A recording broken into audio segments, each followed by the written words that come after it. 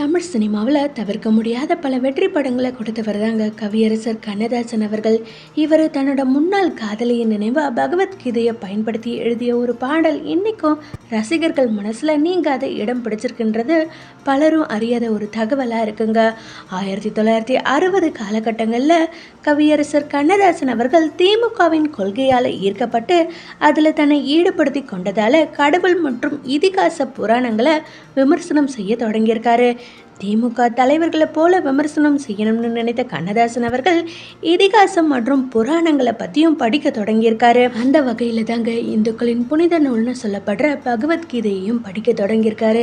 ஆனால் கண்ணதாசன் அவர்கள் எதுக்காக இதை படிக்க தொடங்கினாரோ அதுக்கு நேர்மறையாக இந்த புராணங்களின் மீது அவருக்கு ஈர்ப்பும் ஏற்பட்டிருக்கு. குறிப்பாக கீதையில் படித்த ஒரு வரி அவருக்கு ரொம்பவே பிடிச்சி போக அடிக்கடி அவரோட நினைவில் அந்த வரி வந்து போயிருக்குங்க.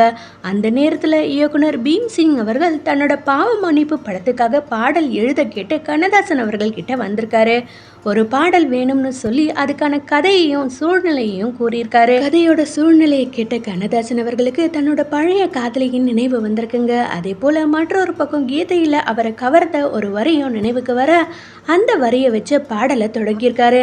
அந்த பாடல் தாங்க காலங்களில் அவள் வசந்தம் என்ற பாடல்.